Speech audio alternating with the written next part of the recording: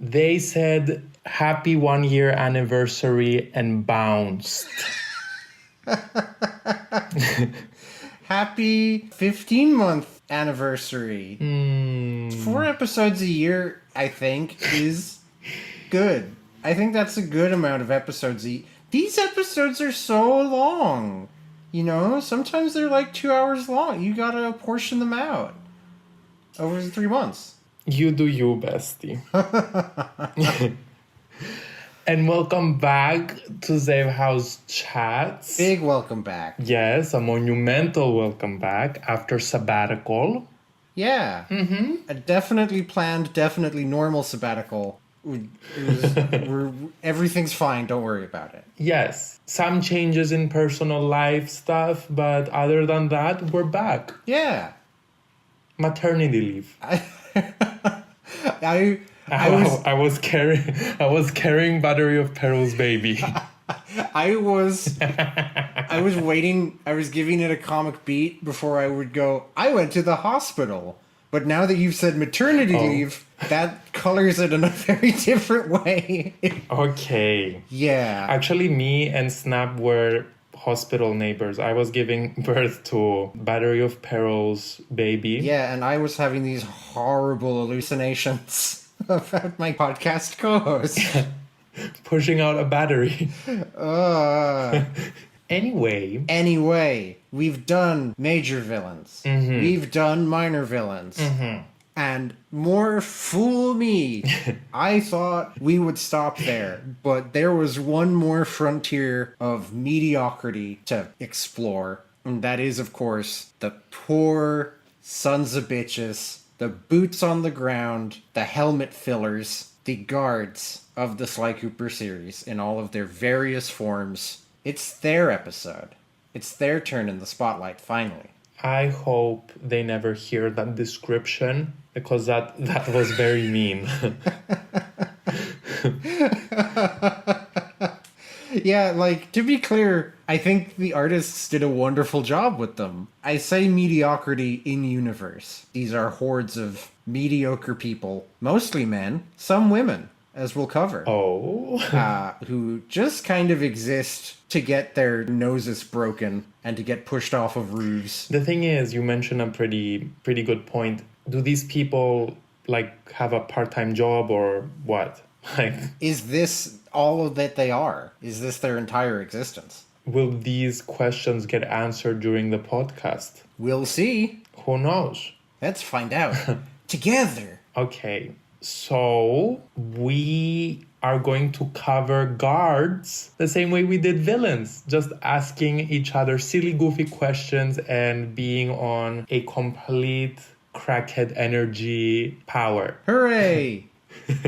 Listen, I've had time to rest. I've had time to, like, relax. And now my crackhead is back. Great.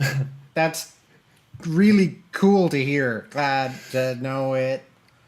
Yay. Okay, and I can see the light escaping Snap's eyes. By the way, if you're tuning in and you're not already subscribed, why not subscribe now? And also, if you don't want to subscribe, why not leave a comment telling us which... Don't laugh.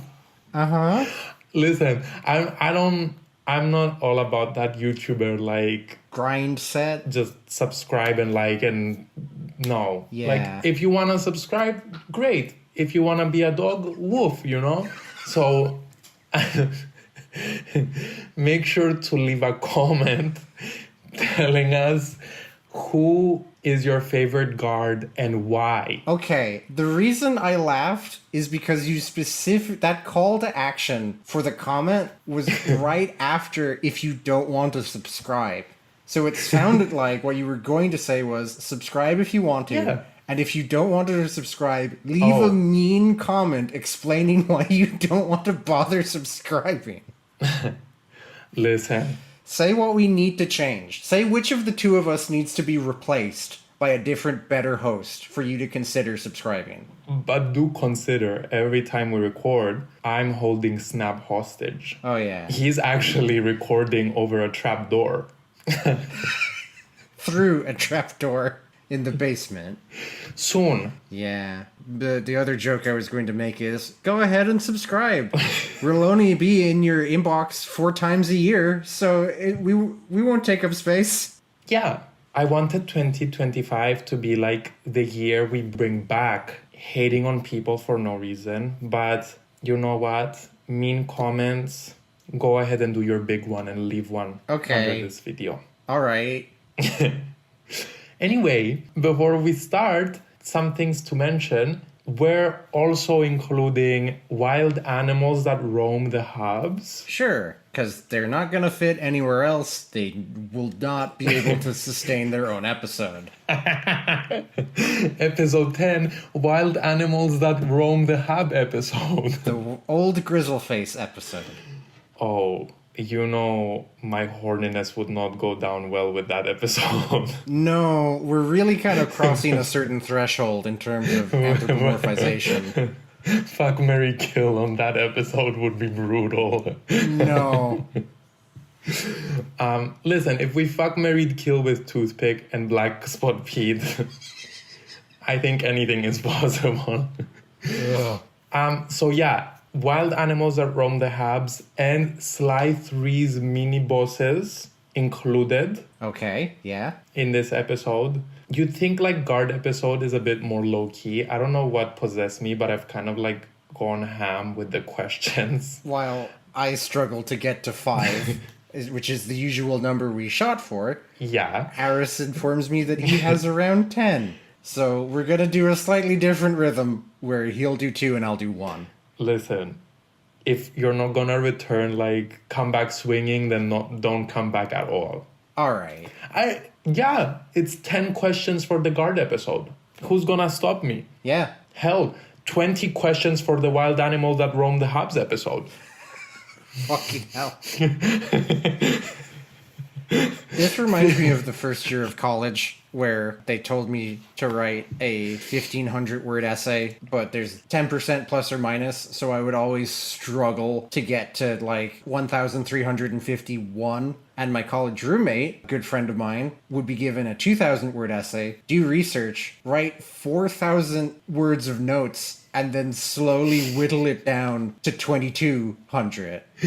And just like the feeling of both of our approaches are equally valid. We're both putting an equal amount of effort into our stuff. You've got your stuff, I got mine. Anyway. Yeah. You want to get started? Absolutely. Hit me. So, for my first question, we'll be replaying Guess Who? Oh, fuck, no. Please, no. Oh, God. I'm just kidding. Okay. Oh, my lowest moment. Snap lost it. I'm just kidding. My first actual question is, do you think there's a guards union? If so, what are their top 3 priorities?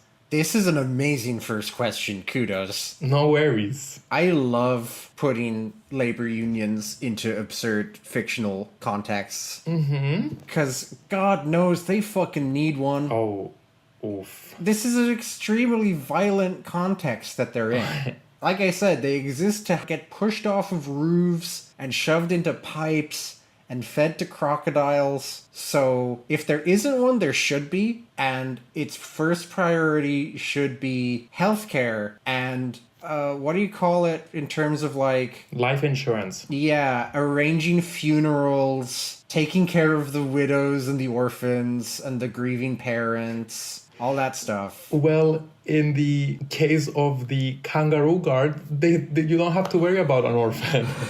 They don't have to worry about one orphan. Maybe there's more kids at home. But yeah. Murray has a lot of blood on his hands. Can you imagine if Rumble Down Under takes place during Take Your Kid to Work Day? I mean, Why else would you bring a child to a dirty, scary, isolated mining camp? Because they have nice lemonade. Yeah, the lemonade bar. That's why it's a lemonade bar. It was going to be an alcohol bar, but they realized there'd be all these little baby kangaroos running around. Absolutely. Wow, we've already 10 minutes in and we're already like busting down new frontiers of knowledge here. Revelations. The other thing about labor unions is their key role is negotiating with the employer or the manager on behalf of the employees. I have to feel like that's a really hard job in a context where Ms. Ruby can snap her fingers and turn you into a tiny newt and then maybe eat the newt to make a point. Yeah. So, Yeah. I don't know how you would fully solve that. Maybe just trying to... The strength of a union is like all of the people working together. So maybe kind of networking with other minions, with other supervillains, to be like, oh, well, Sir Raleigh, if you keep threatening to flog us personally for a fortnight, we're gonna get onto Miss Ruby's skies, and you're not gonna get any more magic shipments either.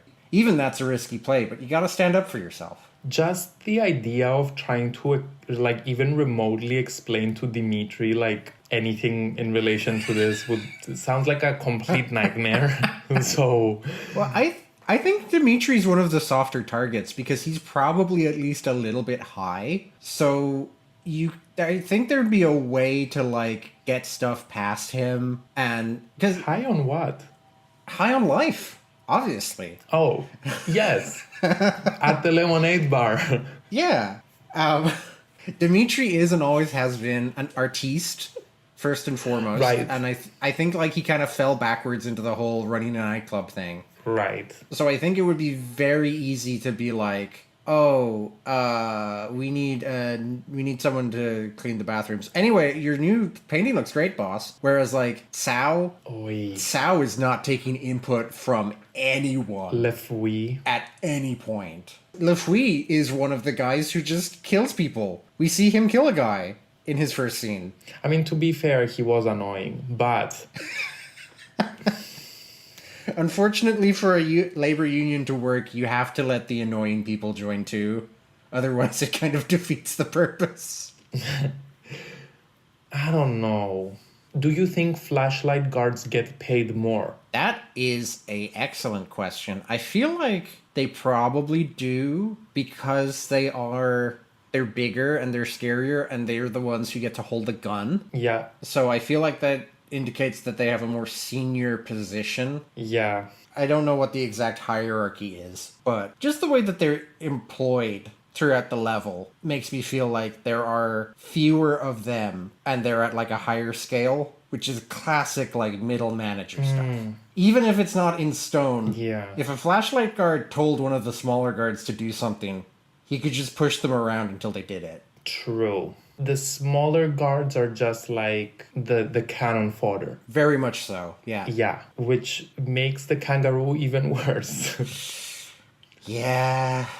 Jesus Christ. Ay. Okay, do we think that wild animals in levels get paid? And I'm not talking about all Grizzleface, which is like clearly not able to communicate with the other animals. I'm talking about Piranha Lake, the rooster suicide bombers. No. The crabs. No. No. The crabs, yes. The crabs are specifically described by Bentley as working for Raleigh. They are Raleigh's treasure crabs. So that might actually be okay. Crab people, like fully sentient people that Sly was exploding into gory bits. The roosters are just like that. Oh, that's just like a whole other like can of worms to unpack. Roosters are just naturally like that. And the only difference between a common rooster and the one at Miss Ruby's compound is that the ones at Miss Ruby's compound had access to the bombs all roosters wish they could tote. If you've ever seen a rooster, you can see the malevolence in its eyes that it wishes it was toting a bomb right now. That's what I think. And what else? Like suicidal tendencies. Well, I don't think they fully thought through what happens when they catch you with the bomb in their hands. They were like, let me light this TNT and then I'll think of the rest in a bit. Yeah, I'm gonna hit you in the head with it, and it'll be a really good bludgeoning. It'll explode you, and I haven't thought of it beyond that. Birds are dinosaurs. Okay. Aris That's an interesting route. gave me quite a dubious look on that statement. So does that make the Bob level canon? No. Okay. I thought I'd try my best. Okay. So we do think there's a union. I hope so. I feel like these employers are not the friendliest. So if there isn't a union, there should be. It's quite likely that there is not. Yeah, I don't think there is. Because circling back to if this is like their full-time job, Yeah. then I'm assuming... I mean, do we have cases where it's like directly stated that this is not like what they do? Like, for example, the miners mine. Yeah. They're not technically guards. I think that's the only exception, because that's the only level that doesn't have a supervillain barking out orders. True. Like, for the most part, it's the Black Baron's guards, it's Dimitri's guards, it's Rajan's guards, it's Jean Bisson's lumberjacks, who are also guarding. Yeah, maybe it's like doing something else, but also part of the job is to guard or just stand there. Yeah, that's the case with the lumberjacks. But even then, like, Jean Bisson is committing crimes, and they're in on it. True. Okay, so what you're saying is they deserve to die. No one deserves to die. It's just that, sometimes you just stand in the wrong place at the wrong time. It's how it is. Okay. Clap if you care.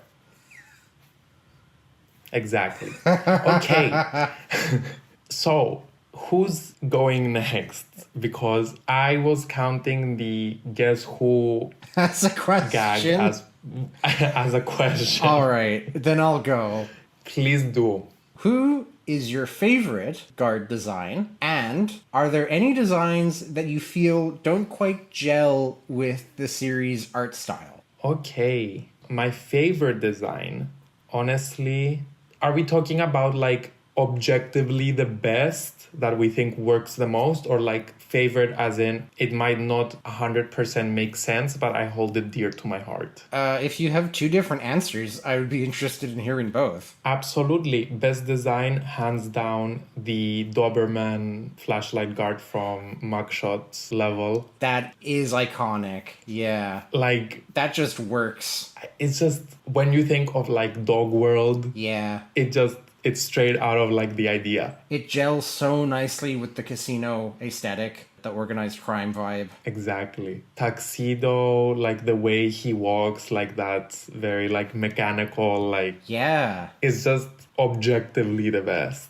Yeah, that's fair. Close to my heart, I'd say I really, really love the flashlight guards from Venice. Oh, yeah. I'm noticing a theme here. Well... They're kind of hot, but also, I think you paused there expecting me to protest, but no. Oh. I mean, it's clear. Okay. I was pausing to like have like not expecting you to protest, but like kind of like call out me being horny. But I will call out you saying it like that. I don't think that.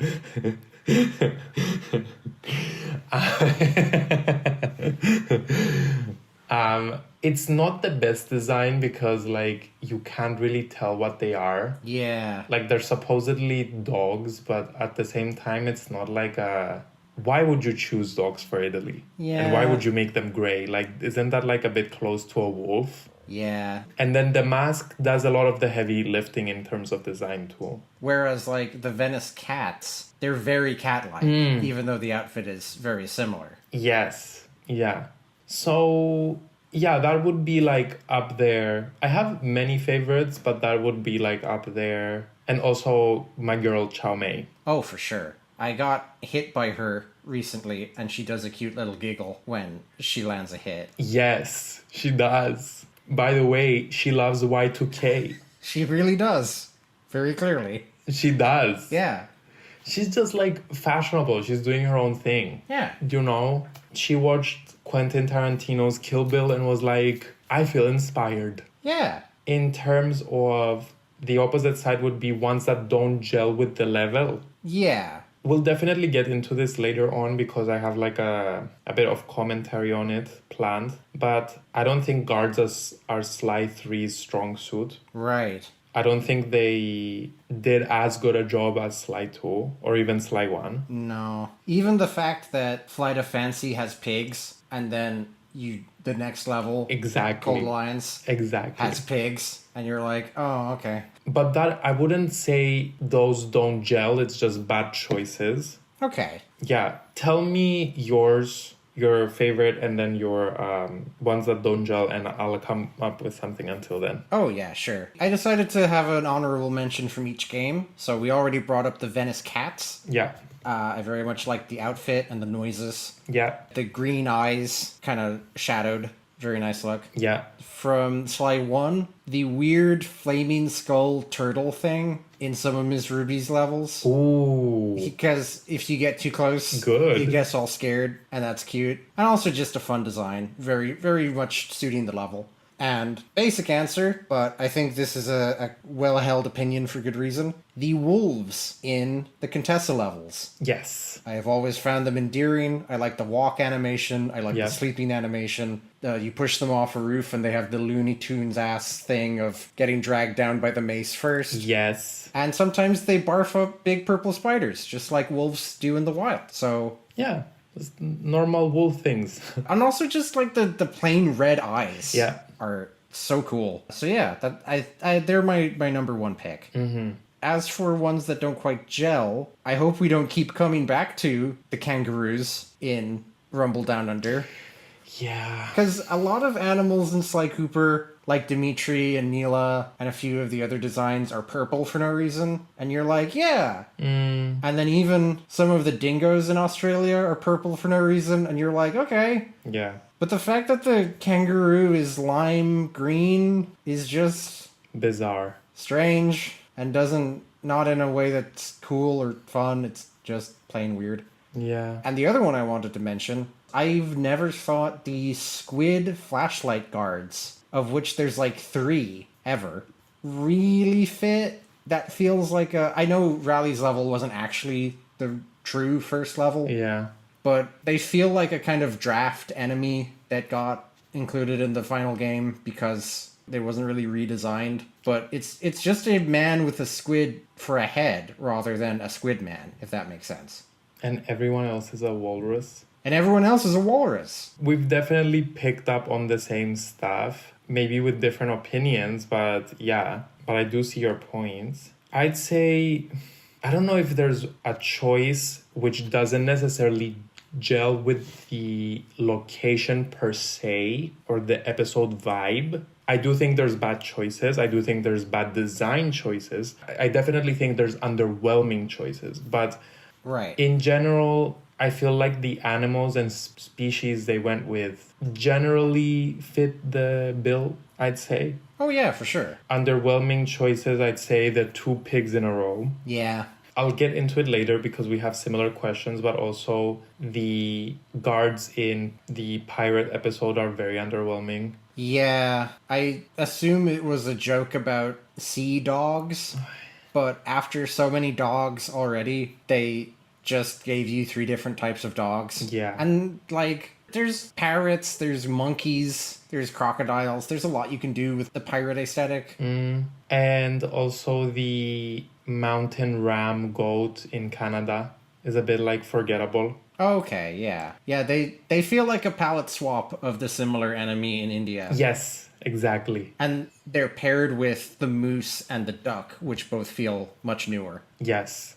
And to be fair, the moose and the duck are both good. Yeah.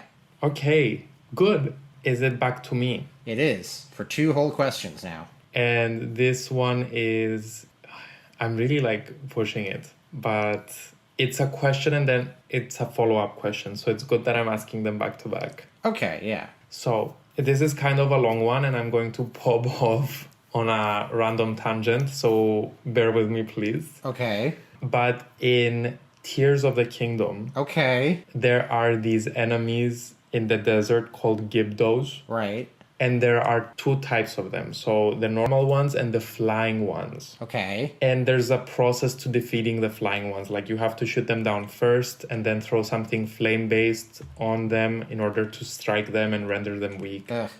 Yeah. So I wanted to ask you if you'd like to see guards, which would be more challenging to defeat if you had any idea, and if you had any ideas.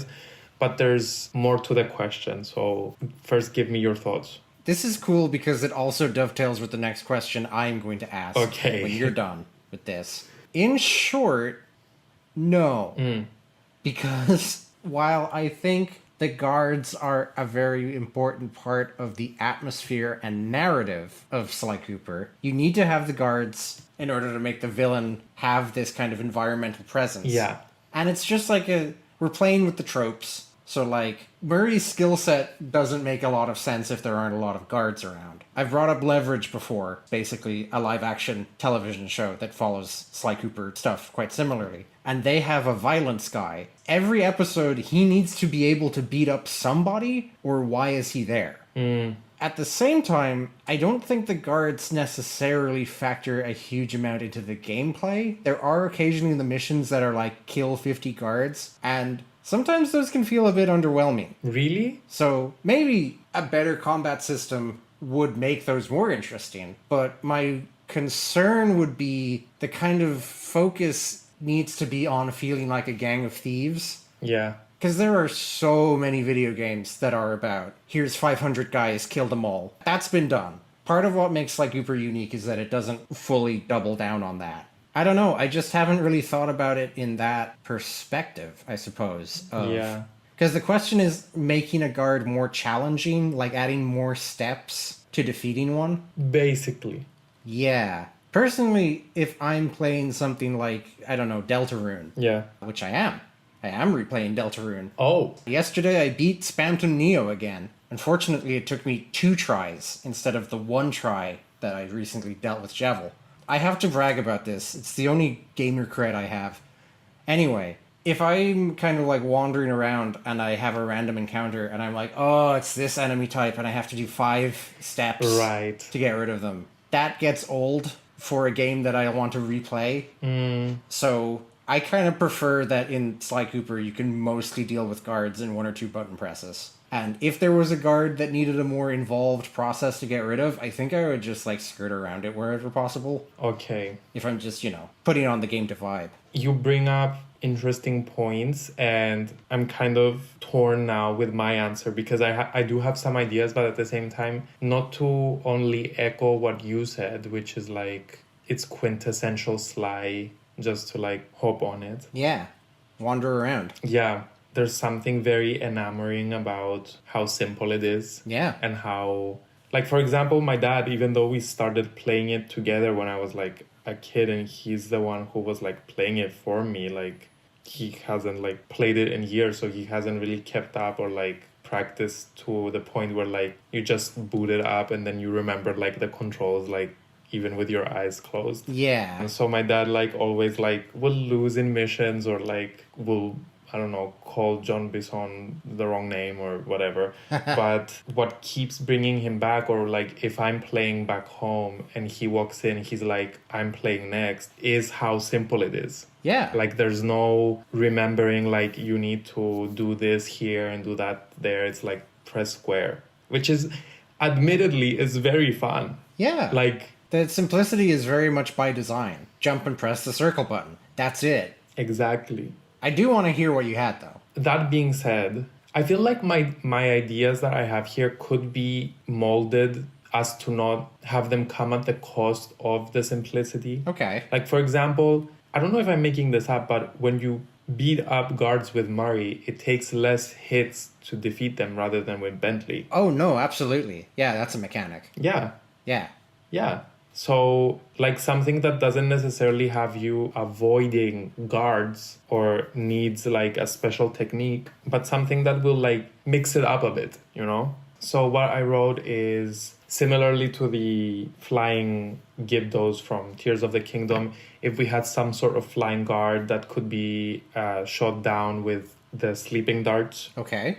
Because Sly is quite flexible, he could like take them down on his own. Yeah. And Murray can throw stuff at them, of course. Yeah, that too. Or a guard who wears like armor, like a pangolin who has a natural armor. Oh. So Sly has to pickpocket the armor to snatch it. Okay. You know, just something to shake up the formula. Yeah. But not necessarily have it, again, come at the cost of the simplicity. Because you make a strong case about how it's just so embedded in the nature of the game, and what makes it appealing is how simple it is. Yeah. But yeah. What if a pangolin or a turtle that, like, no matter how many times you hit it, it gets knocked out, but it gets back up again? Yeah. You're never going to keep it down unless you throw it over a cliff or something. Yeah. Yeah. Like with Mari, throw it, or like with Slide, like hit it until like it goes into that direction. Yeah. Or blow it up with Bentley. Or you just plant 15 bombs. Yeah, something like that. Horrible. Okay, I'm happy we found the middle ground, because I do definitely see both sides. But, and I can't believe how in tandem our questions are this like episode. The stuff you're saying is crazy. But my follow-up question is, so while I was writing the previous question, I came up with this one, which is basically, I asked myself, why would someone want to make the guards more challenging? Like, or Okay. if we're being philosophic about it, what exactly is the essence of the guard? Are they there to pose a challenge or to make gameplay more fun by being disposable? Certainly, I'll reiterate what I said about in this type of story, there is an expectation that the crime boss or the mad scientist or whoever has just these dozens, if not hundreds, of disposable guys. Goons. Wandering the halls. Goons, minions, mooks. There are many terms. Gooning. Gooning around. They're there for Sly to slip past, Murray to beat up, and Bentley to, I don't know, he hacks the security systems and he turns the turrets to just kill everybody. That's the thing you could do in some games, like Knights of the Old Republic or Deus Ex. It's pretty fucked up. So, like, in those games, you are one person, usually, going through a dungeon, fighting the guards as part of, you know, getting through it. Sly has more of an emphasis on stealth, so it's kind of more of a Metal Gear Solid thing of we need someone to slip past, you need someone to knock out, because those are thiefy things to do. Yeah, as well, it's just a vehicle for... If they only had the supervillain in each level, then that's much less opportunities to do fun animal stuff and have fun designs. But also, what would happen in the hubs? Yeah. Like, it would be an empty city. Exactly. They're kind of like, and this goes like directly, and comes directly into contrast with how you open this episode, but they're low-key the unsung heroes of the series. They kind of are, yeah. Like, I'd say a lot of video games don't give a huge amount of thought into the enemies that you mow down, but as with a lot of things in Sly Cooper, it's clear that a lot of thought went into the design and the artistic direction, and that's worth celebrating. Here's to you, guards. Like the Palace Doorman. Does the Palace Doorman count as a guard? That was my follow-up question. Okay. I mean, in a very literal sense, yes. He is guarding a door. He is a guard employed by Rajan. Okay. I wish he was guarding my door. Okay.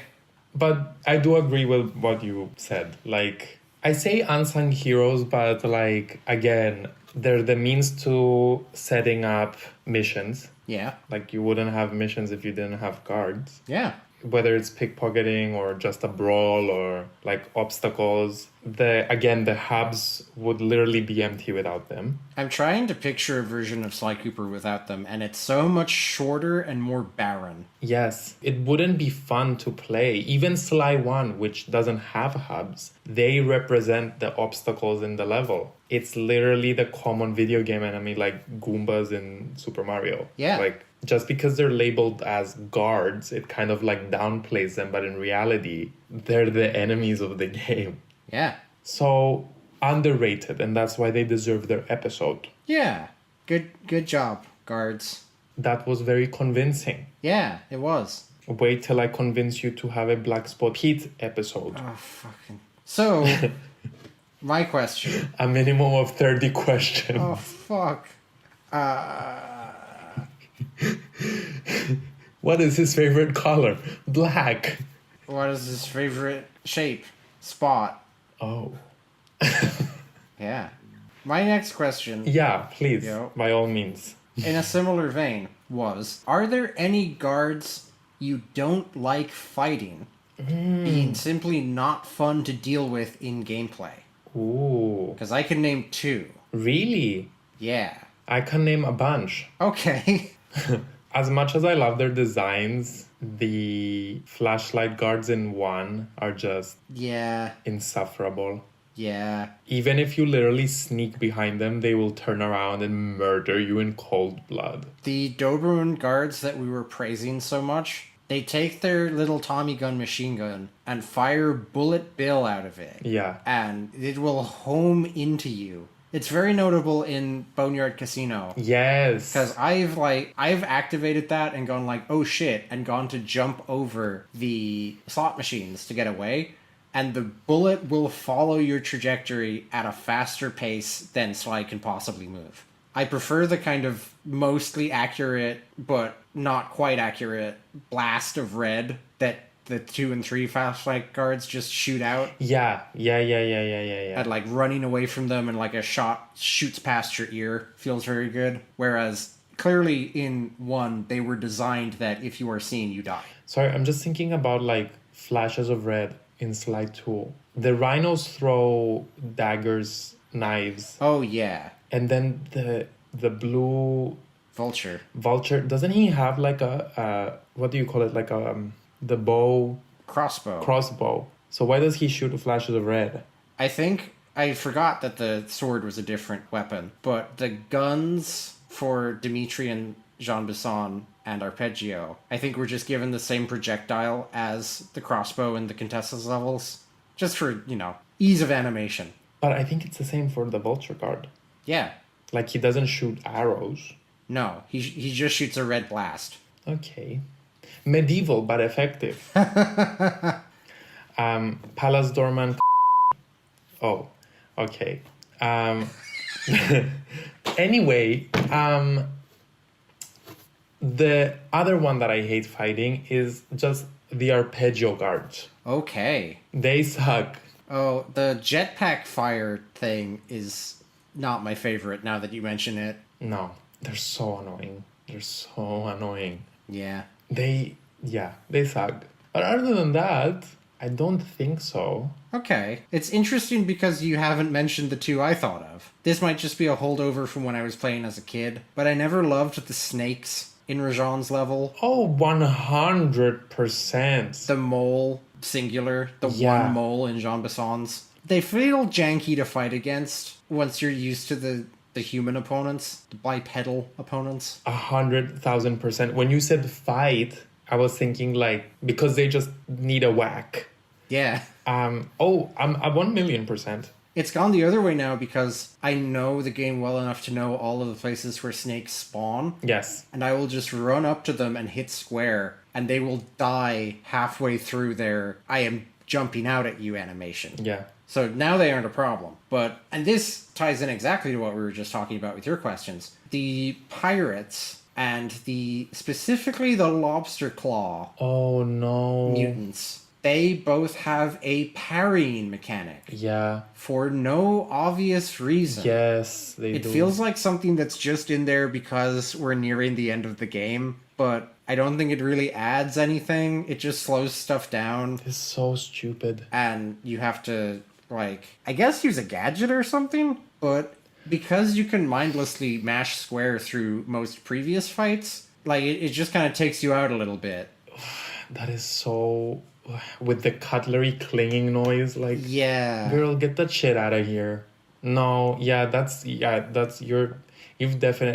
right on both. Yeah. In He Who Tames the Iron Horse, aren't there two moles? There's one by a cabin. Two, exactly, outside the cabin, like, courtyard. Oh, and then by another cabin? Yeah, the one where it's like all ducks, the one next to Carmelita's cage. Yeah. I think there's one there, and then there's one outside the one where you find John Bison in. Yeah. Whatever. It sucks either way. Yeah, they do suck, and so do the eagles in the next level. Oh my god, the eagles. Yeah. There's also eagles in that one, but only at the top of the mountain. Yes, so thank God we stole their babies. Yeah, no remorse. To make stew with. Oh, wrong game. Oh. Bomb-toting eagles. Boy, that is not going away. They unionized. They're working together now. The eagles unionized. With the roosters. But the roosters didn't live to see their demands follow through. No. Birds are evil. Has there ever been a good bird in Sly Cooper? The devs hate birds. The ducks? No, like a morally good bird. Oh, Black Spot Pete. No. I don't think so. Which is great because birds suck, by the way. Yeah. Not only are birds all evil, but the worst, most evil characters, Clockwork and Sao and I guess Lafouille, are all birds. And Black Spot Pete. And Black Spot Pete, Arpeggio. Black Spot Pete Sneak. Anyway. Okay, this is a very nice segue into the Black Spot Pete episode. Mr. Beast! Black Spot Pete! No. No. It was me making the mannerisms that awoke something dormant. Yeah. It was me doing this, and then I remembered, and it clicked. I was like, do I usually say something and do this when we're recording? Oh. Hell. Okay, so my next two questions are another two-parter. Okay. This is all efficient enough so far. Yes, very surprising. But this one we've already slightly covered. Okay. I was going to ask you which ones are your three favorites, but I wanted to mix it up a bit. Okay. So I want your top three to include one with your favorite design, one with your favorite animations, and one you think is underrated. Okay. I think I'm going to slot the wolves into animations. Yep. Because, like I said, they don't have a bad animation. No. Walk cycle is great. Sleeping is adorable. I love the attack they do where they just slam their mace down over and over again. Yes. When they notice you and they just like shake. Yeah. Their barks are good. 10 out of 10. No problems with the animations. That's mine pick as well. An underrated one and a good design. Does Black Spot Pete count as a guard, by the way? No. Oh. What the fuck is he guarding? Wouldn't you like to know, Weather Boy? Anyway. I don't know why that got me, but it did. Fucking hell. I don't want to repeat myself and just say the Venice cat again. Okay. You know who's real good? The tiger in Sao's level. Yeah.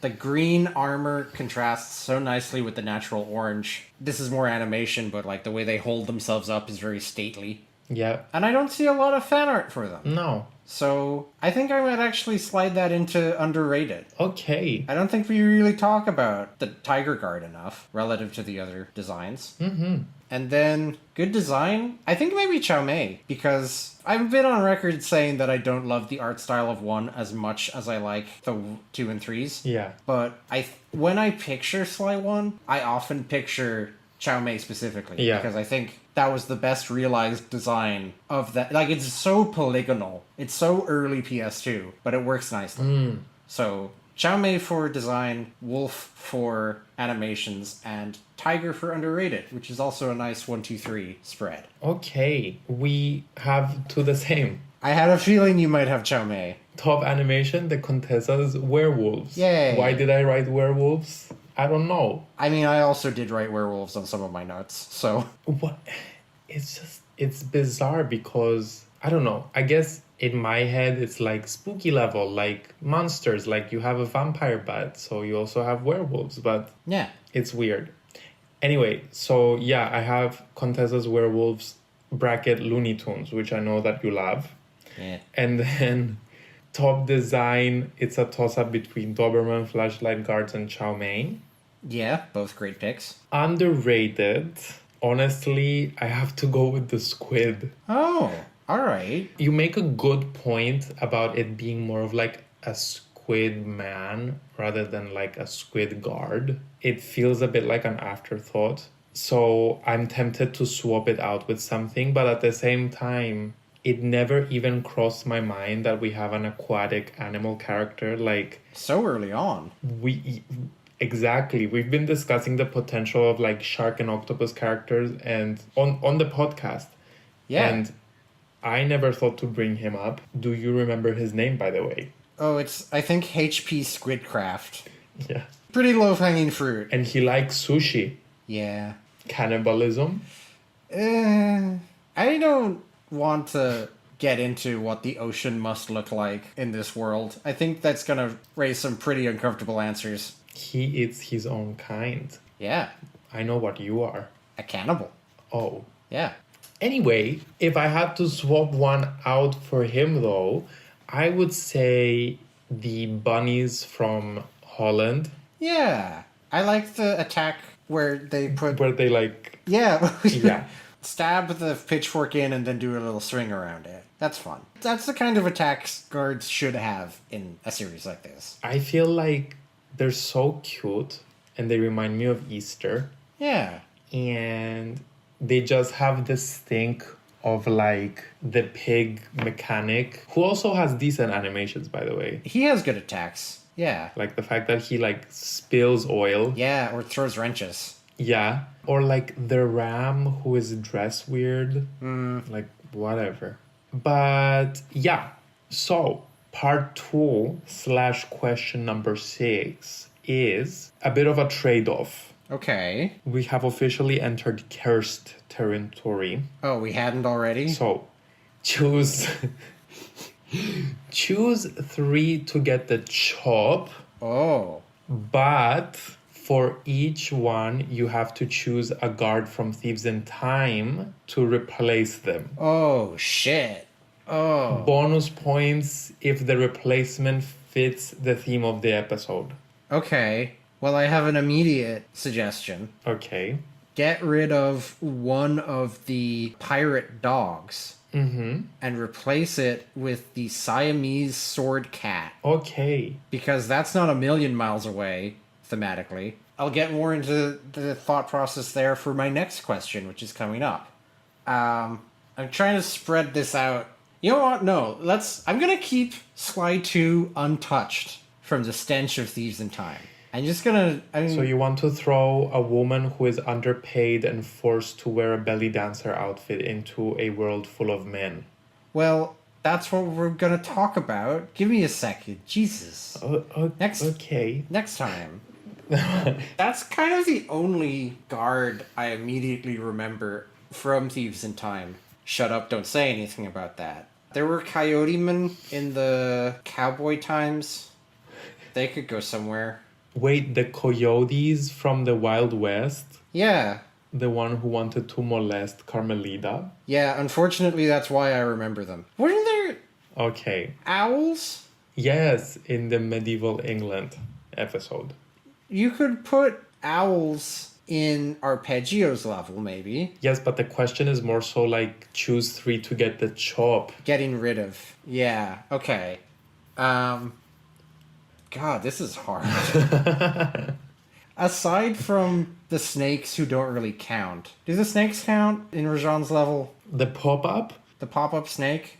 No. Yeah, aside from stuff like that, there's no guards I really dislike. Really? Not enough to remove them. Okay, let's get rid of one of the pigs. we've already talked about how doubling up the pigs is kind of shitty. There's a good kind of farmyard aesthetic going to Holland where it's like pig, rabbit, ram, like they all kind of click together. Whereas pig, monkey, tiger is just like, well, they're all on the Chinese zodiac, but that doesn't mean much. Ditch the pig and put in... It's not helping that, like, I refuse to put in anything from Bob's level. That doesn't fucking count. Do they have owls in China? I assume they do. Yeah, Clockwork is a Eurasian owl, I think. So, okay, ditch the pig from Sav's level and put in owl from Thieves in Time. Monkey, owl, tiger. And then for... Is there like a sci-fi... Yes, there was. I actually don't mind, although I hate how they parry with their stupid crab claws. I don't mind the crab claw mutant or the other smaller mutant.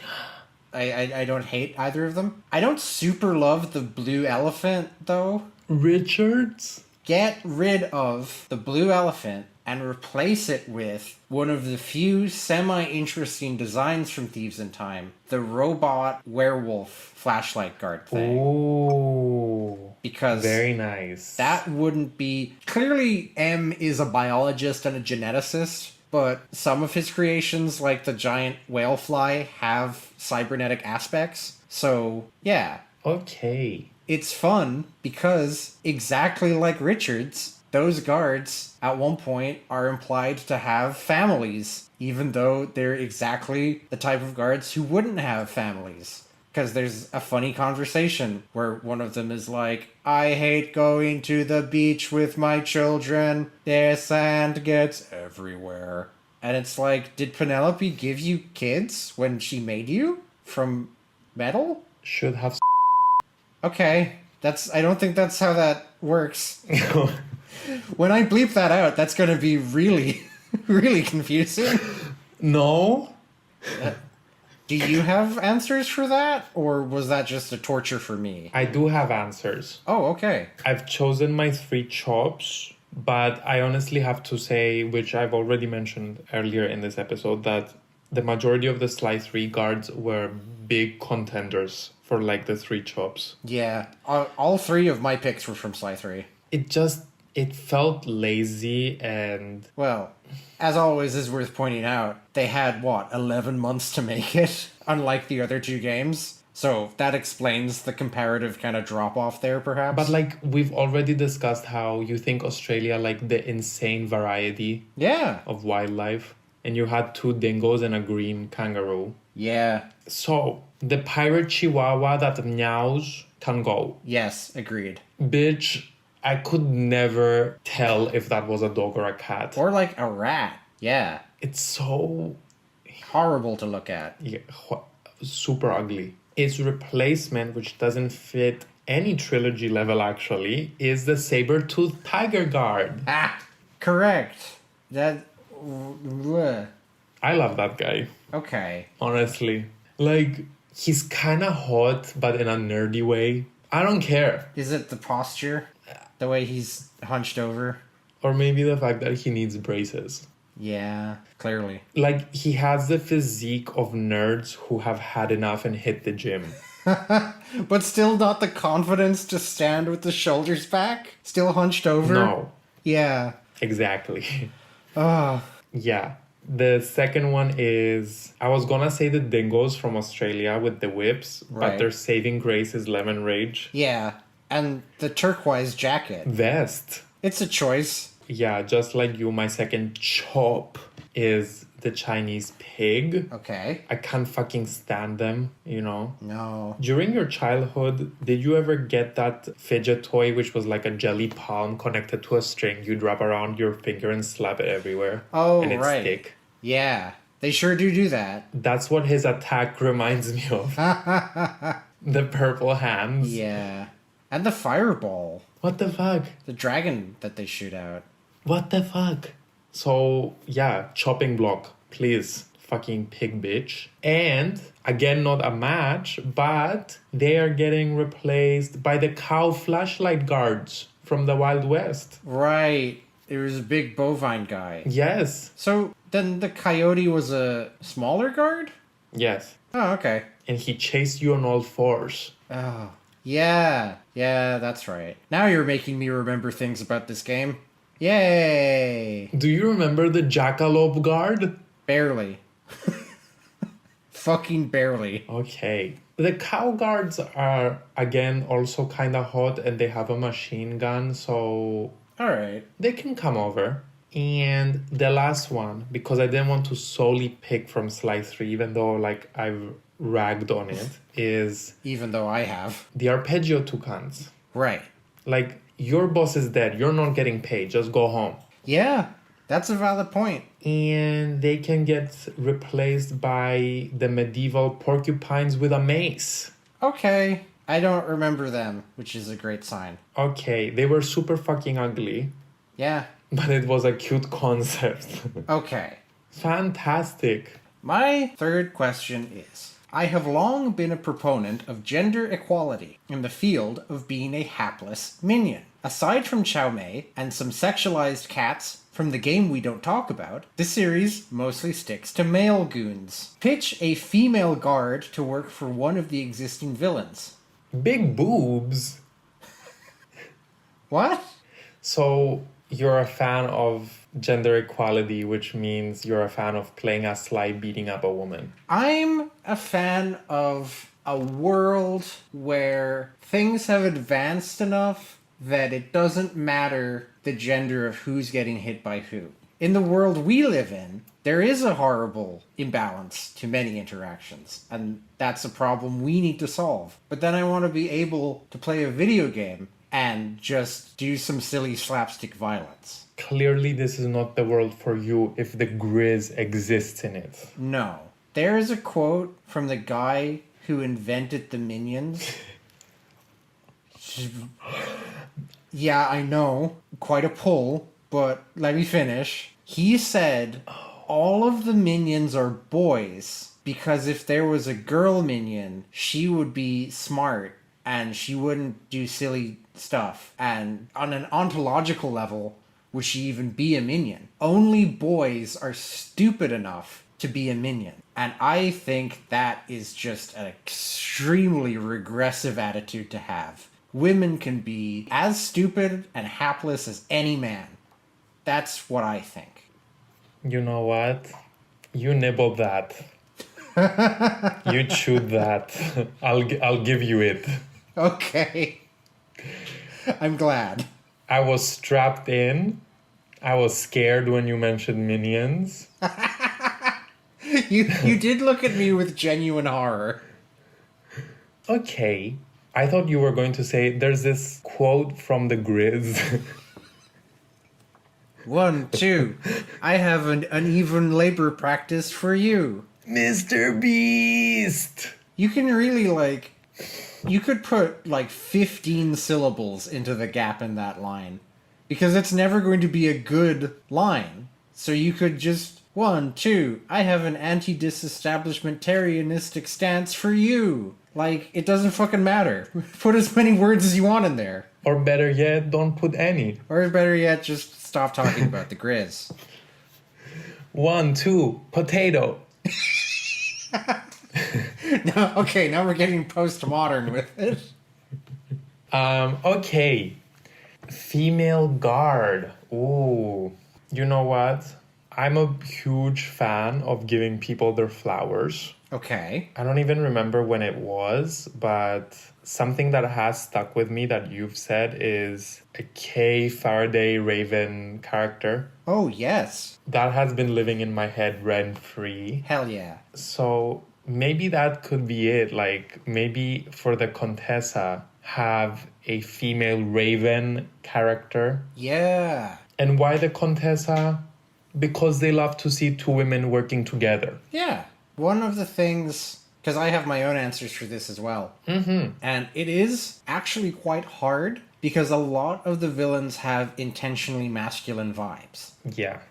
Jean Besson only hires lumberjacks. The miners, that's a very kind of masculine space. Sao and Le Fouille are both stated explicit misogynists. And the Black Baron has a kind of thematic thing going on. I think it makes sense for the Black Baron to only have male guards. Yes? Sorry.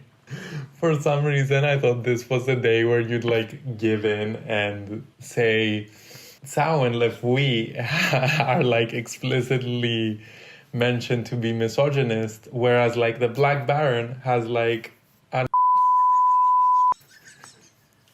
Just slip it in an otherwise business-like statement.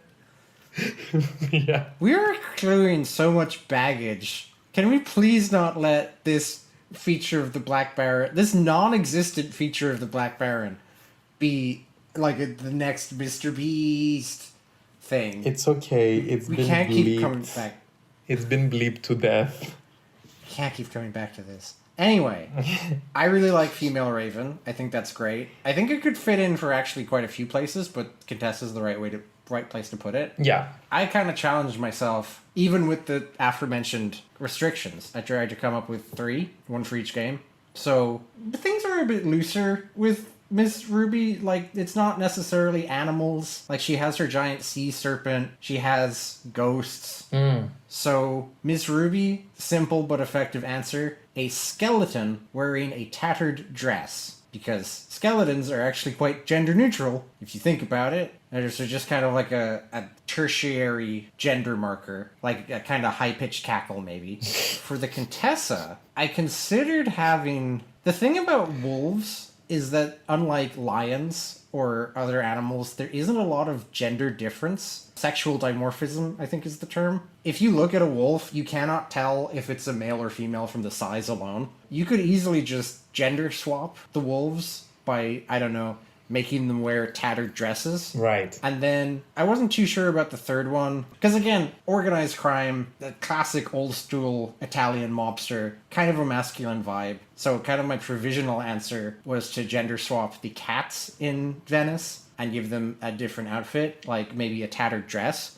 But over the course of this episode, I think there's grounds to basically rework the pirate level kind of from the ground up. And as with repeating the pig, we kind of repeated what if a bird was a misogynist. And actually, historically, pirates, there were a lot of female pirates. Like Grania Mall, or Grace O'Malley. Or Henriette One-Eyed Cooper. Henriette One-Eyed Cooper. Grace O'Malley was a real Irish pirate queen. She was an extremely successful pirate. There's other ones like Anne Bonny, you know, the classic kind of Caribbean setup. So you could definitely replace one of those fucking dogs. And again, I don't mind the golden retriever. Like, I think that's a decent enough design. Absolutely get rid of the Chihuahua and replace it with some kind of female anthropomorphic pirate wearing a tattered dress. Do we think Penelope is so fucked up in the head before she gets rescued? Well, I say rescued, but like, I mean, let's look at where she ended up, honestly. Going from a fucking mansion to like sleeping on the like safe house floor. Living in a van. Dating Bentley. Dating Bentley. Anyway, would she not stand for gender equality and hire a woman? See, I'm looking at this. There's actually this person on Tumblr.com who is under the pseudonym Inspector Montoya Fox. Oh. And they do a lot of, like, essays sometimes on Sly Cooper levels. They do? So I'm kind of just drawing on their thought process here. And I hadn't really thought about it, but there is a real kind of theme to Flight of Fancy about, like, things not being what they seem and the whole gender stuff. So I think if we were looking at it purely from in-universe terms, the Black Baron could be trying to, like, subtly let more women into the tournament, let younger people into the tournament, just from that place of hidden empathy. But I think in terms of design, I'm not necessarily saying it's one-to-one, but if there were female guards working for the Baron, I think that would kind of undercut the masculine persona that is then revealed to be fake. You know what? You reheated my own nachos and then whack me over the head with them. So yeah, all for a female pirate. What the hell? Yeah, female pirates is good. What the fuck? Actually, I was gonna say female Dr. M hybrid but he'd probably be too grossed out by vaginas. Yeah. I don't want to bring sex into that anywhere near that island. Which, again, it's weird that Richards apparently had a wife and child. You don't want to bring sex anywhere near that island, but we're talking about Dr. Michael. Richards' wife was apparently female. Tautological sentences. Was she though? We don't know. Maybe Dr. M was like exuding his internalized homophobia and calling his husband a wife. I think the scene is, how's your wife, Richards? And Richard says, she's good, thank you, sir. Okay, well, let's just take the L gracefully. Let's just move on quickly from Cane Island. You know what? Great points. Let's just enjoy our they-them bone broth from Ms. Ruby. Okay. Skeletina. Skeletina. Oh. Tina for short. Yeah. Okay.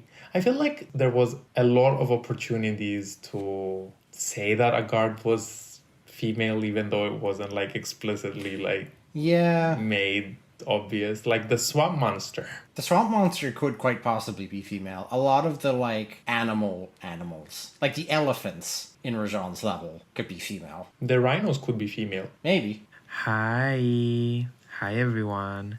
Just wanted to quickly add a little note, even though we finished recording this episode a few days ago, because we made such a huge point about the female guards, or lack thereof, that I felt like it was worth mentioning the forgotten member of the female guard club, which is the spider guard from Ms. Ruby's level. Her name is Nasty Charlotte, so let's put some respect on her name. She shan't be forgotten for all her efforts. Equal employment opportunities, thank you very much. Girl boss, icon. So yeah, yay Nasty Charlotte. So, what now? I think it's your time for a question. Okay. So, choose one to bring back in the next game, one to say goodbye forever to, and one you'd like to change in some way. Okay. Here we go. Wild animals roaming the hub. Okay. The Sly 2 jump scare guards. Oh, like the snake and the mole. Or the werewolf statues, robot eggs. Oh, yeah. Or the Sly 1 Binocchio guard profiles. Ooh.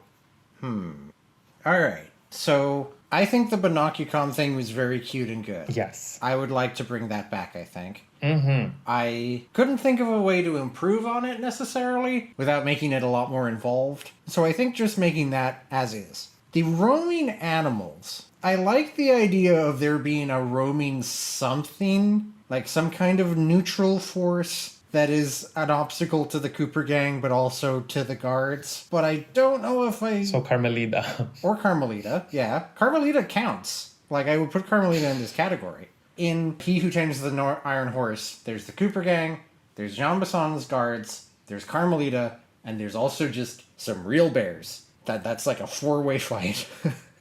Yeah. And other than normal type guards, you also have that stupid-ass snowmobile. Yeah. I don't know if I love it being non-anthropomorphic animals, though. I get it, but also it's weird. Mm-hmm. So, I'm in two minds on that. So I would bring that back in some form, but I would maybe tweak how it's handled. Okay. And pretty obvious what we're getting rid of, it's the jump scare guards. Yeah. I think the statues in particular, the statues worked. Yeah. The statues in the Contessa's level worked, but none of the rest of them really did. No. There's like a glitch in Slide 2 when it's with the eggs and it's just floating mid-air. Great. Yeah, I've seen that. Okay, we have the same answers. Okay. Bring back Binocchio guard profiles because they were cute, in fact, and they added charm and personality. We all collectively lost our shit with the guard who loves marinara sauce. Yeah. So why couldn't that be there permanently? Yeah. Say goodbye to the jump scare guards because other than the statues, fuck all of them, and bring back wild animals roaming the hubs, but make them slightly more interactive. I don't mind the fact that they're wild and they're standing right next to like civilized animals. Right. I don't know, use your imagination. But like if the guru was permanently playable hitching a ride, Yeah. or maybe something with Bentley's darts. Yeah. Like leading them in a certain direction, like playing around with them. Like maybe, you know how in Sly 3 you had the booby traps for the guards? Yes. You know, just find a way to integrate the wild animal into gameplay rather than just have it be like an unstoppable force of nature. Yeah, I agree. Okay. I really did like Lupus Gigantormus. That's a cool design too. Yes, me too. Okay, kind of thinking about how we could just state that certain guards have been women, just like we did for your question. Like, you know what? The Blue Viper gang were women. Yeah, cool. Oh, wait, we killed them. That's... Oh, well. The crocodile in Australia was a woman, and we fed her. Very possible. She ate. Ah! Yes. Oh. She truly left no crumbs. You ate that. Oh. She truly left no limbs. Oh. And also thinking about like how someone beheaded a Dimitri guard and put his head up in the hotel in Holland. But I'll do you one better. The moose head that Murray wears to fit in with the mooses. What was up with that? Jean Bisson. You kinky bastard. This is why we need the labor union. Oh. I was thinking something completely different. Uh-huh. As one does. Yeah, that was weird. Yes, it very much was. So, my next question is, what's your opinion on the levels in which the guards are the same species? As in the pirate level? Well, Mugshot has only dogs. Yes. Serrali almost had only walruses. Yes. Panda King has only monkeys. Oh, yeah. Only toucans for arpeggio. I think it made more sense in Sly 1. Certainly, Mugshot. That makes sense. Dogs are pack animals, so are mafia guys. So the idea that Mugshot is running, like, basically an ethnic gang of, like, all the bad dogs in the neighborhood banding together. That makes sense. Ethnic gang? I'm not sure why Panda King... What? Ethnic gang gets war flashbacks of dingoes representing the white man. Yeah. I don't know why Panda King, who is a bear, hired monkeys exclusively. That doesn't gel as well. They're all decent designs, but that kind of makes less sense. Yeah. I'm pretty sure Wales doesn't have walruses. Like, they fit the vibe of the level. They're big, sweaty, bulky mechanic dudes. Where? But they don't necessarily reflect whales. And then we've already talked about how the pirate guards feel kind of weak compared to the variety that there could have been. I don't know. I think Mugshot is the only level that fully pulls it off as a concept. And other than that, the kind of classic Sly Cooper experience is to just have a smorgasbord of weird animals around the place. Yeah. I think we agree. I said, honestly, it depends on if the episode's story accommodates it. Yeah. Like, Arpeggio is another one that makes sense. Yes, exactly. Because he's taken other flightless birds and he's given them tech. And yet we only got one. Yes. Flightless bird. Yeah. Like, couldn't he employ chickens? The bomb-toting roosters. They're back. No. On a flying aircraft? Oy. The challenge of the level is to get through the plot before they completely tear the blimp apart. Oh. Special game over, where the entire thing just falls apart over the Atlantic halfway through the voyage. And Neela's like, well, shit. Because they couldn't resist not lighting the bombs. Yeah. So yeah, Mugshot's takeover of Mesa draws an allegory between mafia and gang cities, so it's a dog-eat-dog world. Yeah. That works. Also, constant dog branding, like amazing ideas like bones, fire hydrants. Yeah. On the flip side, Contessa's guards help reinforce the spooky genre. Yes. Like spooky animals. Vulture, wolf, bat, and spider. Exactly. But also like with the mise en scène, like spider webs, the bat, ninja spire, like hanging. Yeah. Yes. The dark skies. Yeah. But we have like the direct opposite of the spectrum, which is like Flop City with, again, the Australia. Yeah. Only dingoes and kangaroos. Like, yeah. I know you saved koala for Guru, but you have so much. Like, give me a quokka, give me like a platypus, give me something. An emu. Anything. Yeah. But yeah, so it's just, it has to do with the narrative. I don't know if the arpeggio had a horrible execution. That's the thing. Like, can you imagine penguin guards? Oh, that would have been swell. Hens and penguins instead of toucans, which can fly, by the way. Oh. Yeah, that kind of severely undercuts the idea, huh? But yeah. Okay. My next question is quite open-ended. Hopefully we will not be talking about this for the next 40 minutes. Right. How do you end up as a guard? How do you end up being the minion for some weirdo? Is the job market that bad? In real life, what drives people to crime is a certain small proportion of the population just loves breaking shit and hurting people. And that's kind of like, oh, that's what criminals are. But generally speaking, more realistically, people commit crime like theft or joining a gang because they want more money to buy food with. Like, it's very much tied up with poverty and stuff, but that doesn't lend itself well to funny cartoon animals, obviously. Yeah. So that raises the question, though, of like, I'm sure there's cases of like, clearly the Contessa was wealthy and in a position of societal power, so she had like she kind of built up a little private army for herself. Cao could have a following. Cao is described as a warlord. Yeah. He's got whatever the fuck that's going on. Likewise, Le Fouille is in a very particular social context, let's say. Mugshot has a gang. Mugshot has a gang, but like, how did the Black Baron, who is a Olympic pilot, like a pilot for a sports tournament, end up with 800 guys who are willing to commit murder at his behest? Oy. How many people work for Dimitri? This ain't what I meant when I said that gang bang. Oh, gosh. Dimitri runs a nightclub, and that would have a certain security detail, but the security detail seems to just be patrolling the streets of Paris as though they are the cops. Or cleaning. Or cleaning. Janitor rats. Underrated. Janitor rats, we love you. Really? No. Oh. You shouldn't have asked.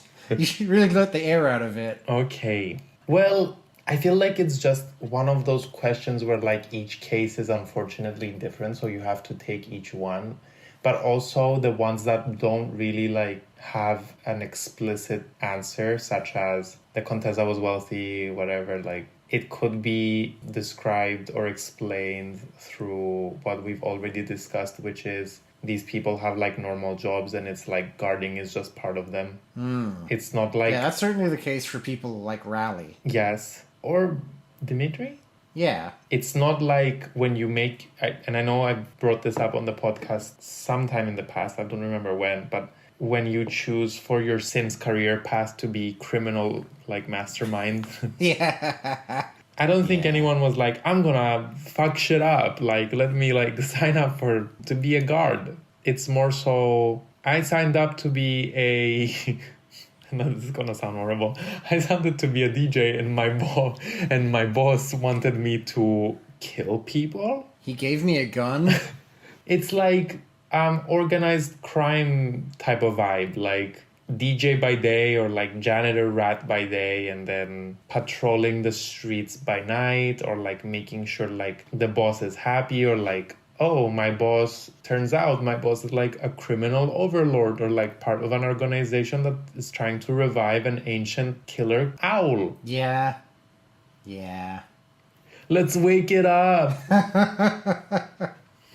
Certainly some of them probably arrived for other work, like the lumberjacks. Definitely the miners. Oh, 100%. Yeah. And yeah, a lot of them are... I guess it's just gang-based crime. Who doesn't want to join a gang? You get to hang out with the boys all day. Yes. Scratch one of Blue Viper. Yeah, sorry, hanging out with the girls. Oh. Because you said... Well. Yeah. All right. I don't know if we'll get any much deeper into this topic. Yeah, I had underestimated the degree to which there are different contexts here. Yeah, you got 2 left, do you? Yes, I do have 2 left. You kind of already asked this, but I'm just gonna go ahead and deploy it. Sure, go ahead. What animal would you like to see? Doesn't have to be a woman. Oh, yeah, you really sold me on Raven. I know it adds to the all birds are evil implicit message, but I think we talked about this in a previous episode too. As a villain, a Raven would be good. Yeah. If that doesn't come through, by all means, it could be like a lot of presents given to a guard. I feel like it's nice to see prey animals, because it's very obvious to make a predator into a bad guy. So seeing like an evil rabbit in Holland, or even like elephants and rhinos are pretty scary, but they are herbivores. Moose. I think moose are like one of the most dangerous animals you can be around, statistically, because they're just huge, and they're very territorial, and they don't care about you. So like, the number 1 and 2 animals that harm humans are like moose followed by hippos. Yeah. Which are both herbivores. Yeah. And like lion and wolf are way down the list because they're just trying to mind their own fucking business. There's various cats, weirder cats that we haven't seen yet, like maybe ocelots or lynxes. Could lend themselves to fun designs. And you know what? Just picking out from thin air without thinking about it too much, zebra. Oh. I think in the right hands, you could make a very fun zebra design. You could. Depending on what they're doing. So in Sanzaru's hands? No. Oh. And penguin. You sold me on penguin. Here's our pitch for a zebra guard. She wears a bra and has fat tits. And she's like half black, half white. So half of her dialogue is normal. And half of it, and then I end the bit right here. I'm shocked for your 3 chops that you didn't choose fire slug. No, I like the fire slug. Oh? Yeah. Bitch, that's my man. Yeah. It's a big slug made of fire. What's not to love? I certainly like them more than the fucking robot owls. Oh, yeah. I recently finished Sly 1 on the PS5. And the PS5 is kind of like a remaster. And as with a lot of old games on modern systems, there's the old pause button, and then there's a new pause button that lets you like rewind time and shit. Ooh. That was so useful for getting past the clockwork levels. Okay. Because what's the point, really, of playing a level and dying near the end and having to do the whole level over? How is that fun? I suffered through the robot owls for a little bit, and then I realized, oh wait, robo falcons, sorry. If I die, I can just rewind like 30 seconds. And I did, shamelessly, because, a hazardous approach is so bad. The robot falcons are my least favorite guard. And by the way, they're women. No. Did you know? It's canon. It's written in the manual. Okay. Okay. Good picks, definitely good picks. I know I'm like a huge slut for referencing like... What was that? Delivery? Slut? Yeah. I'm like a huge slut bag for referencing my Tumblr post on the podcast. Oh, you have a Tumblr? But I do. Oh. But a while ago, I had made a post about potential guard ideas, and one of the ideas that really stuck with me was how much creative potential an Africa episode would have. Absolutely, yeah. Like, you could make an entire game set in different parts of Africa, like a full 5 levels. 1,000%. If they did the wildlife justice, unlike with the Australia level, like, my first playthrough of a Sly game is ancient history at this point, but I vaguely remember the feeling of getting to a new level and being excited to see what animals the guards would be, and I feel like an Africa level could like wake that up. Absolutely. Imagine like ostrich, giraffe, or alligator flashlight guards. Yeah. Lion, of course. Yes. Hyenas, cheetahs, vultures, or chimps, Zebras. Hyenas are so underrated. There are 4 different kinds of hyenas. Oh. There's spotted, striped, brown, and aardvark. And female. Aardwolf. And yes, half of them are female. Oh. So, my wife is a huge hyena fan, so I know a lot of hyena facts. Everyone lumps hyenas under spotted hyenas, because those are the famous ones. The other 3 are a lot more normal compared to the weird shit that spotted hyenas have going on.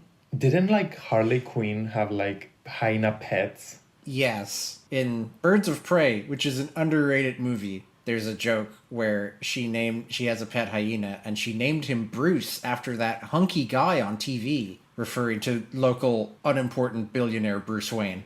Pitch for a Sly 5 that takes place after Thieves in Time. Sly wakes up in Cairo, so there's an Egypt level, and Bentley is like, okay, we can get you home, but you have to go down to the Pacific Ocean. You have to get as close to the South Pole as possible for the time stream to work. So the levels are just Sly moving southward through the continent of Africa and, like, running into trouble along the way until he makes it to the Horn of Africa at the southernmost tip. Maybe he takes a detour through Madagascar, because Madagascar, like Australia, has distinctive wildlife. Lemurs. Lemurs. Another ringtail. Yeah. In this potential game, would Sly be voiced by Mr. Beast? No. Oh. I don't know why. That man has a very busy schedule of tying people together and drowning them, or whatever it is he does on that channel. I don't know. Human centipede. I've never watched... I haven't watched his videos, and at this rate, I'm not about to. Okay. Have you watched his Amazon Prime show, though? No. Okay. That's just a longer YouTube video. I just thought I'd with try. more paywalls. Yeah. Anyway. Okay. Great. So we arrive to my final question, which is Fuck, Marry, Kill, Guard Edition. Yay! Who saw that one coming? Fuck the sexualized cat from Thieves in Time. Well, because I am not immune to propaganda. Well, Snap has finally snapped. And he has joined the horny side.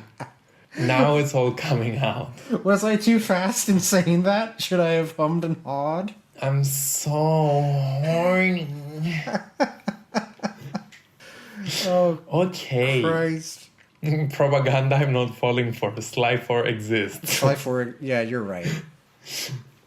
Okay. Give me another 60 seconds to think of that. But I'm gonna give you choices. Oh, God. Yeah. Okay. Oh, you thought you had saving grace. I thought I could pick the cat or the monkey. You cannot. Okay. Fuck, Marry, Kill, Guard Edition. The guy who wants Carmelita to give him a kiss in the Wild West. Okay. Snap didn't add that in the edit room. That was all me. It was. There was a gesture and everything. You have to manch it a bit before you send it. It slams against your screen and flops to the floor. It's okay. Palace Doorman can have them. Yes, that works out for everyone. Give me the other 2 terrible options. Or Battery of Peril. The guy who wants Carmelita to give him a kiss in the Wild West. Yeah. Dr. M's Dragonfly Whale. Oh my God. Or Tony the Killer Bee. There's a bee? Stop. Where? Where's the bee? There's a bee. Okay. Dragonfly whale. Fucking hell. Oh. Somehow these keep getting worse. Oh, the chalk is out. I am making notes on my black desk in chalk, as I sometimes do. Mm-hmm. And why it gotta be black, you know what I'm saying? Because it's gamer colors. It's a black desk with red limbs. It's because I'm a gamer. I play games. 1, 2, I've got a rap for you. Yeah. I'm unequivocal. You really would have had to reach quite deep to find someone who I would not have killed, aside from the coyote that wants to kiss Carmelita. Like, that guy's fucking dead. That guy should be dead in canon. I have said before... Bob? Whatever. I have said before... Oh. That if you had a guy come up to Carmelita... Again, there's no cops around. She is the only cop around. There's no consequences here. If he was like, hey, I'm gonna kiss you, babe, she would just knock all of his teeth out instantly, without remorse or hesitation. So he needs to die. Like, narratively, I need to correct Sanzara's mistake in bringing him into the world and having him not painfully exit it. He's dead. Okay. You've just unearthed a very deep desire. Yeah. Well, it's just that it's... So what if it's him and Le Paradox? Both of them are very emblematic of all of the problems with the writing of this game. Let's just leave it at that. A question to be answered in the next episode, very much the wild animals roaming the hub episode. I am therefore left without a kill for two not very enticing characters. Speak for yourself. I do not want to marry Tony Michael with a B. There's a B. There's a bee. A killer bee.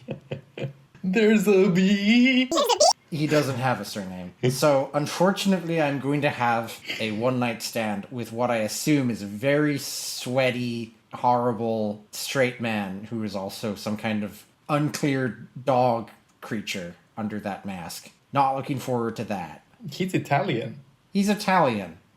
That's, like, the one directly human trait he has. However, I could kind of get on board with being at work and someone's like, oh, so how did you do for the weekend? And I was like, oh, well, I had a video call with my wife. And they're like, oh, I didn't know you were married. What's your wife like? And I'm like, oh, well. And I show them a lock screen photo of a absolutely horrific dragonfly whale that is the size of a battleship. And I'm like, this is what I'm legally married to. By the way, she has a... No, I wouldn't. That's not appropriate discussion for the workplace. Firstly, bleep that out. Secondly, it's canon because if you think about it, Dr. Michael hides inside. Yeah, there's some kind of cybernetic thing going on back there. Okay. Anyway, yeah, that's... it's all penance. I was the one who brought this in, wasn't I? In like the villain episode. So, still... I feel like I've more than paid my debt at this point. No. Anyway. Okay. Surprisingly, we have the same answers. Oh. You know I'd be down for some freaky deaky shit and fuck the whale, but not today. Agreed. Freaky deaky indeed. So let me nab there's something cybernetic going on back there, but have it with Tony the Killer Bee. Okay. Unfortunately, I wish I was joking. That's exactly my type. Oh. Sweaty, weird Italian man in a mask? Well, when you put it that way. Then kill the coyote because, honestly, some freaks need to be put to bed. Yes. Like whoever worked on the writing of Sly Cooper Thieves in Time for the PlayStation 3, released in February of 2013. Exactly. And marry the whale. Yay, whale. Yay, dragonfly whale. When I'm eventually replaying... I haven't gotten to 2 or 3 on the PS5 yet. Mm-hmm. When I'm eventually replaying Sly 3, I guess I'm gonna look at that thing and be like, my new spouse. Okay. That sure is my wife. Yeah. I'm hoping it's my wife. Oh. It could be something else. We don't know. It's a whale. Well, when you put it that way, let me... choose fuck. Freaky deaky. I mean, honestly, let's imagine... That's not. Okay, be fair. I didn't give you much content to bleep out. It's all gathered now at the end. Okay. Mostly. So you can bleep that out. I will. Great. So, what's your last question, bestie, for the guard episode? My last question is, who would you most like to work for in a guard context? Ooh. Which level strikes you as, like, the nicest to work in, and which villain strikes you as the least bad employer? The first thing that came to mind, and now that I'm thinking about it over and over, seems like the legit answer is, honestly... Dimitri. Okay. I mean, Dimitri was pretty chill. I mean, he was just printing money and feeding people like demonic spice, but that's besides the point. You get to work in a Parisian nightclub. Nightclub, exactly. I mean, nightclub culture, nightclub life, nightlife. I used to live over a nightclub when I was a student. Wow. Yeah, that was something. But yeah, living in Paris and working at a nightclub, maybe like as a DJ or like just even like dancing in that fucking cage they have in the bombing the.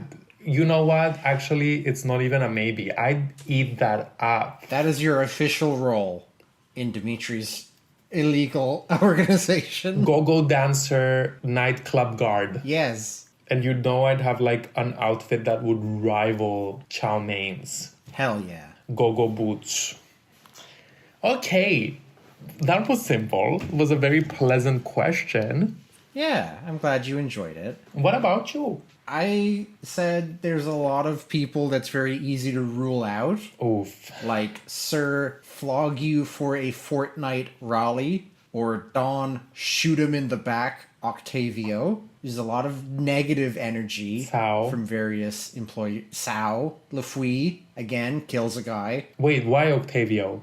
It's not as explicit as the Lafui thing, but the first time you hear Octavio's voice, it's over the intercom, and he's saying like, "It saddens me to report that some of you haven't been keeping in time with the orchestra, if you know what I mean.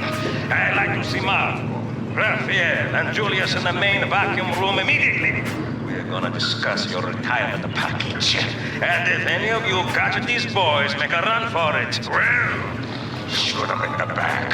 And then you're crawling through the vents and you see Octavio talking to two guards, and he says, "Well, nice of you two to stop by for a little fatherly advice. Julius made a rough." So, Oh. it's a fun kind of detail in this E for Everyone game that you miss sometimes. Would they be running away from him because he would ask them to help him with the double button door? Yes. Okay. Can't stand anymore. See, it is rated for everyone. 1, 2, 3. Okay, you Go. didn't do it. Oh, we can't finish the podcast until you do it. Okay. Anyway, let's try again. I think the Panda King is quite civil. There's a joke where he refers to his guards as valued employees. But, like, that's a lot more than you're getting from other villains. Valued employees? Yeah, his intercom announcements always begin with, "Attention, valued employee. Sadly, incompetence elect not to pay for avalanche protection service. And so I am forced to bury alive under many tons of snow. Please be on guard for any surviving villager that come looking for revenge. Thank you. That is all." That is all, thank you. His guards literally throw children into snowballs down the hill. Yeah, and he values that labor. Okay. But You know what? I value that too. I think it's too cold where he is. Okay. So my actual answer is Arpeggio. Ooh. I think Arpeggio, from what we see of him, he's very civil. He's hard to ruffle and make angry. Clearly he would have like a lot of white collar work. I have a degree in library science. I don't want to wander around streets in the cold holding a gun. I would happily help Arpeggio with his like filing system. And then sometimes I would get to be on a blimp. Wouldn't it be freezing cold up there too? Yeah, but it's on a blimp, though. That's cool. Okay. Instead of just a back alley. Yeah. So yeah, I would definitely work for Arpeggio. Yeah. If Snap worked for Arpeggio, I would say, flightless bird my ass. This motherfucker fly as hell. Yay! Thank you.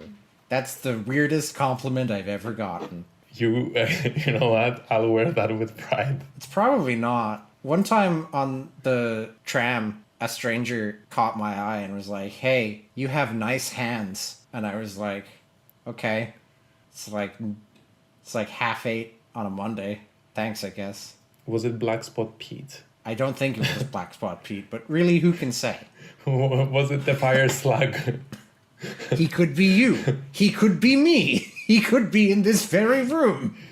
It was fire slug, and the next sentence would be, those are nice arms. It'd be a shame if someone stole them. So what did we learn? Where does that leave us? What did we learn today? That hate comments are welcome. Okay. Doubling down on that. That our next episode is open to our viewers to decide. Oh, yeah. Would you like to see the Wild Animals That Roam the Hub episode or the Black Spot Pete episode? You just did to them what you did to me. Because I was like, oh yeah, we don't have a set schedule. It would be cool to just kind of throw it out there, see what ideas people have, and then you were like, no. The illusion of choice. They can pick from this option that's terrible or this equally terrible option. Making me fuck Tony the Killer Bee. God damn. There's a bee. What if it's Tony the Killer Beast? Fuck, dude. You just blew this case wide open.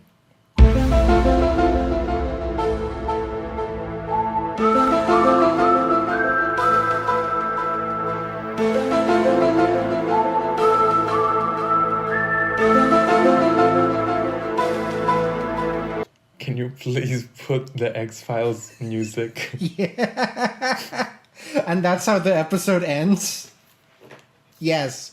Perfect.